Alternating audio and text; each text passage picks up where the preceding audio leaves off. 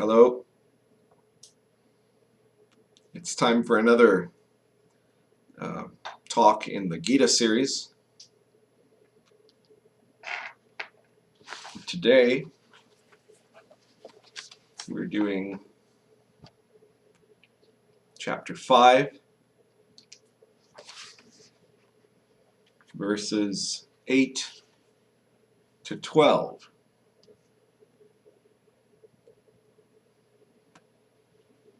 One who knows reality will think, I'm never involved in doing, even though I'm seeing, hearing, feeling, smelling, eating, defecating, dreaming, and breathing.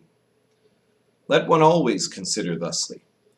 Although they may be talking, giving, taking, opening and closing, and generally involving the senses in activities. Dedicate all works to Brahma. One who takes actions, but without attachment, is always free of wrongdoing, like a lotus leaf is not touched by the water on which it rests. Purified of body, mind, awareness, and the senses, practitioners of yoga perform all actions while giving up attachments. This purifies the soul. One thus practicing, giving up the lust of result, achieves unswerving peace. One who does not practice this, acting with desired results in mind, will always become attached. There's an interesting imagery there of the lotus leaf on the top of the pond. So the top of the lotus is dry, but it rests on the water. Its roots are in the water. It's completely within the pond, except for that one part at the very top, which is above it all, you could say, but not apart from it all. So they're a part of the pond, but they're also individually separate. They're participating, but they aren't lost in the mud, right?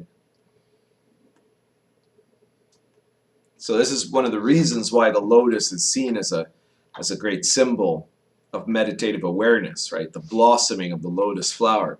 So you're under the water here. You're part of samsara. You're part of the world, and at the same time, at the crown of the head, you have the opening up, the unfolding of the thousand-petaled lotus. But what does this mean? Well, one of the recurring themes we see in the Gita is that people, even in Krishna's time, so we're talking thousands of years back, and Krishna had to disavow this idea, and every master after us had to disavow this idea. People have had this notion that enlightenment is getting away from participation in the world in some way, that it's an escaping the matter, not the materialism, right? That it's an escaping the temptation and not the desire, right? This is the classic trap that people fall into. And part of this is this idea in renunciation is that, well, if karma is caused by my actions, by the things that I do, then if I just don't do anything, I'll be free of karma. And that's actually impossible, as we've been pointing out here. Someone who understands reality will know you are never avoiding an activity. There's always something that's happening. You're constantly involving the senses in activities. So you can't get away from that. Even saying I'm doing nothing is still something that you're doing. The only way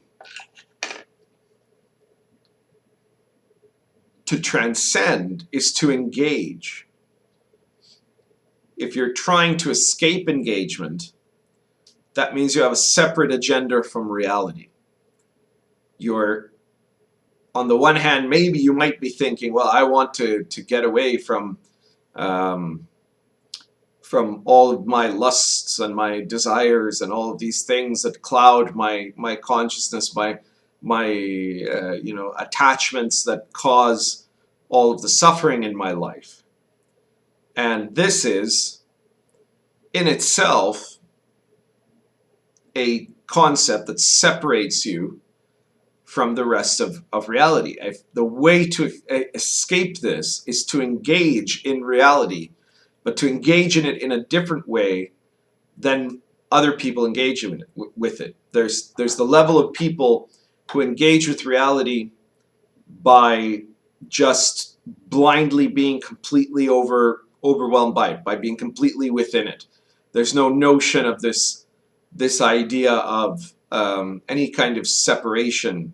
And of course, they're still doing things there that separate their being from reality, but they're not aware that they're doing it. They don't realize that they've created this little bubble of themselves, their ego, and that is apart from and keeping them apart from spiritual union with what is real.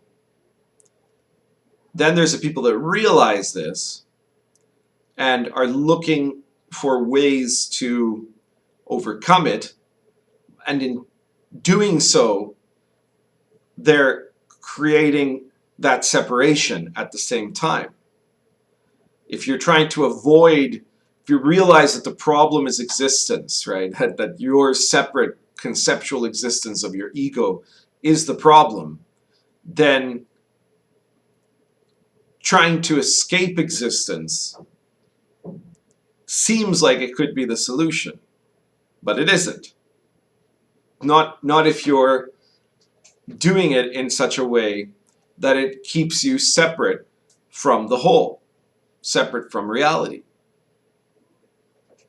So what Krishna is saying here is that if you are able to engage in everything that is the real, which is all that there is, it's all that you have, be in it, but become that third person that can be engaged completely with what is real, but at the same time is retaining this active consciousness that doesn't fight reality, but that at the same time exists above it.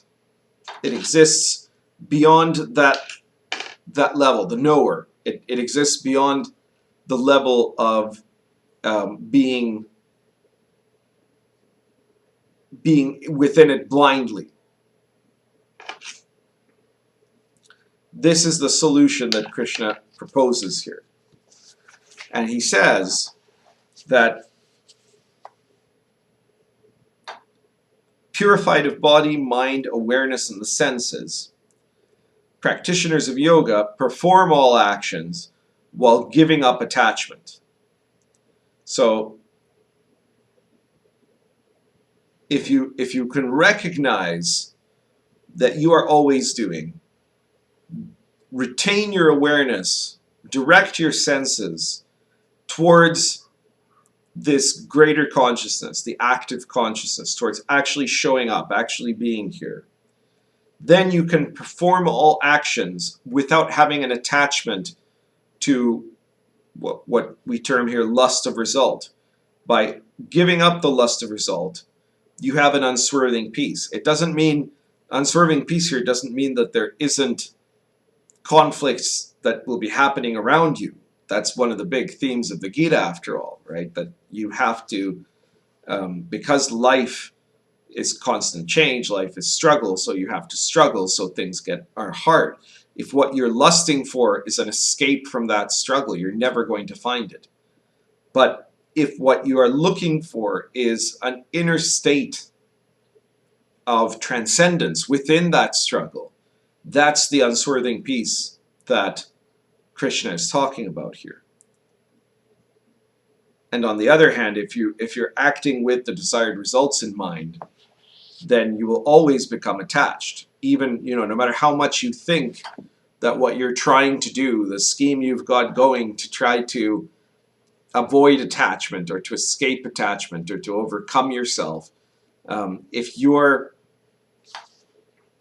still trying to retain the self, to retain the self and have a goal of being, well, if I can make the universe the way I want it to be, if I can have that happiness the way I imagine the happiness should be, if I can have enlightenment the way I've envisioned enlightenment to be, then you've got lust of result. The lust of result is what is keeping you apart from awareness. It's what's keeping you apart from enlightenment. It's what's keeping you apart from reality.